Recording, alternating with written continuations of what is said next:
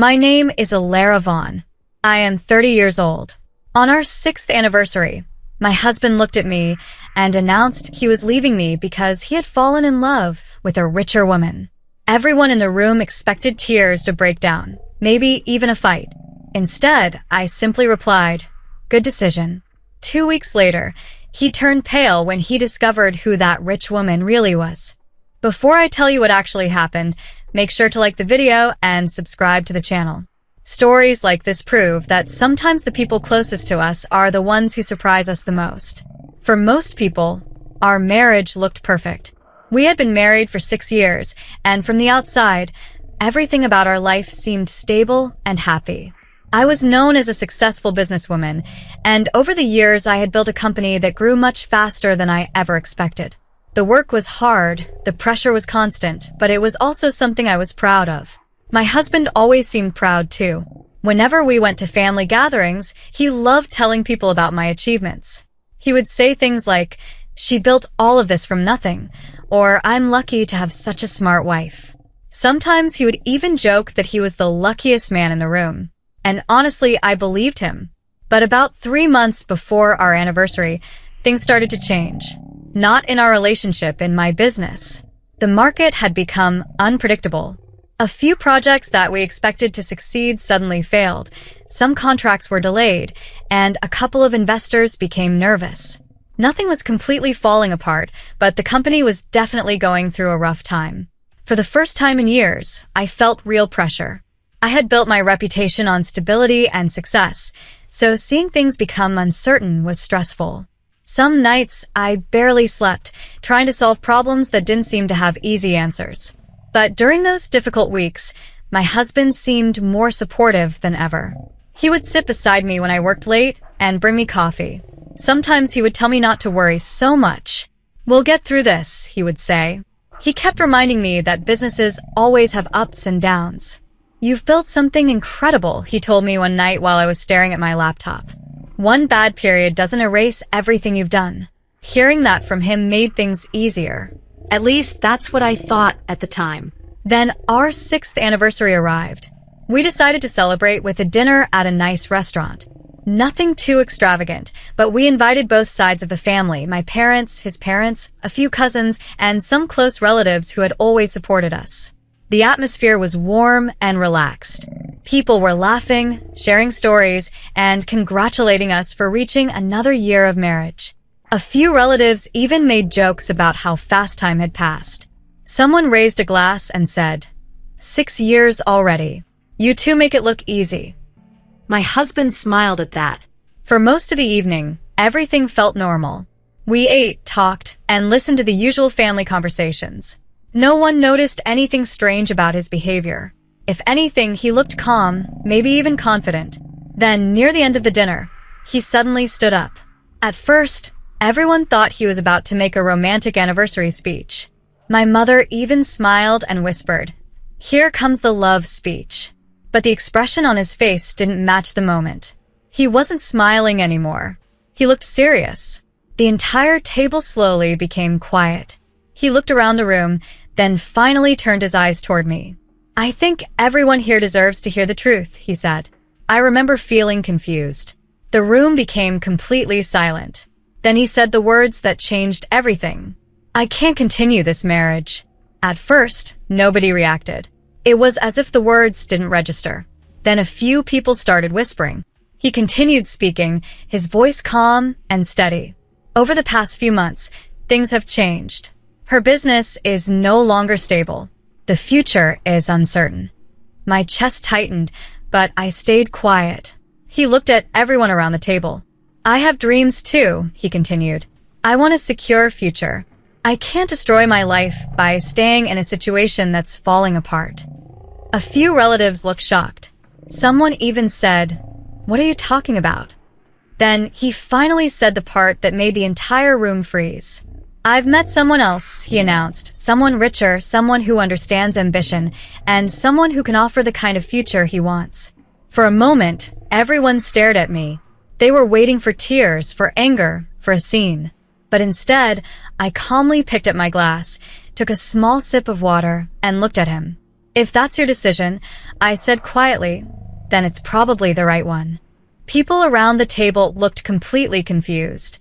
What they didn't know was that 2 weeks later, we would all meet again.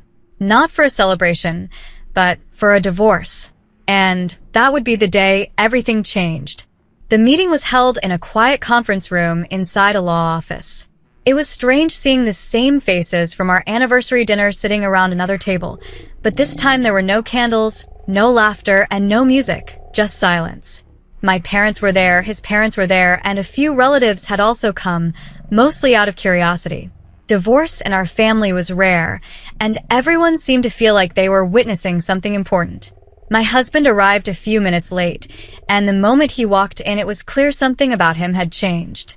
2 weeks earlier, he had looked calm and serious. Now he looked confident, almost proud. He greeted a few relatives, shook hands with one of the lawyers, and then sat down like someone who had already made peace with his decision. He barely looked at me, but that didn't surprise me anymore. Over the past 2 weeks, he had become colder than I had ever seen him. Messages between us were short and formal, and most conversations were handled through lawyers. The man who used to sit beside me during late nights at work now spoke to me like I was a stranger. But the strangest part wasn't his coldness. It was the confidence. It was as if he believed he had already won something. For a while, everyone just waited as the lawyers prepared the documents. Then suddenly, he cleared his throat and said, "I'd like to say something before we begin." The room grew quiet again. His mother looked slightly nervous, but he seemed completely relaxed. "In the past 2 weeks," he continued, "a lot of people have asked me why I made the decision I did." He paused and looked around the room. "I want everyone here to understand that this was not an easy choice." Some relatives nodded slowly, but then he added something that made the atmosphere change. "However," he said calmly, "sometimes you have to make decisions that protect your future." His eyes moved briefly toward me. For the last few months, it became clear that things were no longer stable. Her business is struggling, and the future is uncertain. I noticed my father shift uncomfortably in his seat, but my husband kept talking. "I've spent years building my own plans and dreams," he said. I couldn't ignore the reality of the situation. Then he leaned back slightly. "And fortunately," he added, "life has a way of opening new doors." At that moment, he looked toward the door behind him, and that's when she walked in. The room immediately filled with whispers. She looked elegant and confident, dressed in a way that clearly showed she was successful. Even people who had never seen her before could tell she carried herself like someone used to wealth and power. My husband stood up quickly, and his smile returned for the first time since he entered the room. "I'd like everyone to meet someone," he said proudly. She walked to his side, and he gently placed a hand on her shoulder. "This is the woman I was talking about."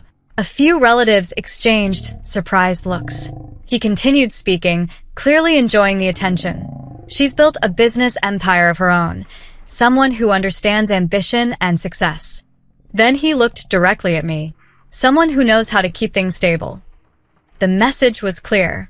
The comparison didn't need to be said out loud. Some people in the room looked uncomfortable. Others looked curious. But my husband seemed completely confident. He kept explaining how they had met recently, how impressed he was by her achievements, and how he believed their futures were more aligned. At one point, he even laughed lightly and said, "Sometimes life pushes you toward better choices." The woman beside him didn't say much. She mostly just stood quietly, occasionally smiling politely at the people around the table. But I noticed something interesting. Every now and then, her eyes would briefly glance toward me, and each time there was the smallest hint of a smile. The lawyers eventually placed the divorce documents on the table. "This is the final agreement," one of them said. "If both parties sign, the divorce will be officially processed." My husband picked up the pen without hesitation. It was obvious he had been waiting for this moment. But just as he was about to sign, something unexpected happened. The woman beside him suddenly lifted her hand. "Wait," she said. Her voice wasn't loud, but it was enough to stop everyone in the room. My husband looked surprised. "What is it?" he asked. She looked around the room slowly, making eye contact with several people. Then she said something that made everyone pause. "Before this divorce happens," she said calmly, "I think everyone here deserves to hear something." The room became silent again. My husband frowned slightly, clearly confused. "What do you mean?" he asked. She didn't answer him right away. Instead, she turned and looked directly at me. And then she smiled. That was the moment I knew the next few minutes were going to change everything. The room had gone completely silent, and my husband looked confused as he glanced between the woman beside him and the rest of the people sitting around the table. He asked her what she meant, but she didn't answer him immediately. Instead, she slowly stepped forward, placed her hand on the table, and looked around the room before speaking. "I think everyone here deserves to know the full story," she said calmly. My husband let out a small laugh, clearly trying to keep the situation under control. He said there was nothing complicated about the situation, that the divorce papers were ready and everyone should just finish the process. But she ignored him. Her eyes briefly moved toward me, and I simply nodded. That was the signal. She took a slow breath and began speaking, explaining that the truth was she was not actually the incredibly rich woman everyone in the room believed she was. Immediately, confused looks spread across the table. My husband frowned and asked what she was talking about, but she continued speaking, calmly explaining that the wealth, the business empire, and the story everyone had heard over the past 2 weeks were not exactly the truth. Now, people were whispering around the table. My husband looked annoyed and said this wasn't funny, asking again what she was trying to say. She finally turned fully toward him and said the sentence that made his entire expression freeze. "I'm not here because I'm your future," she said. "I'm here because I'm Alara's best friend." For a moment, the entire room seemed to stop breathing. My husband blinked in confusion and quietly asked what she meant. He looked at her, then looked at me, and his face slowly began to change as the meaning started to sink in. He shook his head and said it wasn't possible, but she calmly continued speaking. "3 months ago," my friend explained, "when Alara's business started showing some unstable moments, I began noticing something strange about Alara's husband." My friend folded her arms and looked straight at him as she continued. "At first, Alara's husband was very supportive, but the moment things started looking uncertain, his attitude slowly began to change." My husband quickly tried to interrupt, but my friend raised a hand and calmly told him to let her finish. Then my friend turned slightly toward everyone sitting in the room and continued explaining that Alara and she had decided to do something simple. A test. Now the entire room was listening carefully. Alara told her husband that her business might collapse, my friend continued, but the truth is the company was never actually in danger. A few relatives gasped quietly as she explained that the instability had only been temporary and that Alara's company was already recovering.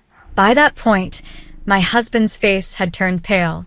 "But Alara and I wanted to see something," my friend added as she looked directly at him. She paused for a moment before finishing her thought. "Alara and I wanted to know the truth. Did he truly love Alara, or did Alara's husband only love the life Alara's money gave him?" The silence in the room felt heavy as those words settled in. My husband tried to respond, but no words came out. My friend calmly continued speaking, explaining that she had played the role of the wealthy woman just to see how quickly he would move on. She even sighed softly and admitted that she hadn't expected him to prove the answer so quickly. Several people around the table shook their heads in disbelief. My husband looked at me now, panic slowly growing in his eyes. He said the situation wasn't fair and accused us of setting him up, but I finally spoke for the first time since the conversation had begun and calmly told him that we hadn't set him up at all. We had simply given him a choice. Now, he looked desperate. He tried to explain that I didn't understand, that he had been confused and under stress, and that he hadn't meant things the way they sounded. But the confidence he had earlier was completely gone. The man who had proudly introduced his richer woman 2 weeks earlier now looked like someone who had just realized he had made the worst mistake of his life. My friend stepped back and crossed her arms, quietly saying that now everyone in the room knew the truth.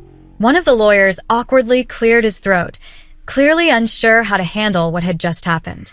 My husband slowly lowered the pen he had been holding and looked at me again. His voice had become soft as he said we could still fix things and that we didn't have to go through with the divorce. For a moment, the entire room waited for my response. I calmly reached forward, pulled the documents toward me, and picked up the pen. I told him he was right about one thing. He looked hopeful. "We don't have to go through with the divorce you planned," I continued. "Then I signed my name. But we are going through with the divorce I'm filing." His face went completely pale. I placed the pen back on the table and looked directly at him, explaining calmly that he hadn't lost the marriage because my business had been struggling. He had lost it because the moment he believed the money might disappear, his loyalty disappeared with it. The room remained silent as everyone absorbed the meaning of those words. Then I stood up, and for the first time that day, I allowed myself a small smile because the man who once believed he was walking away from a failing future had just realized something far worse. He hadn't escaped a collapsing life. He had walked away from the best one he would ever have.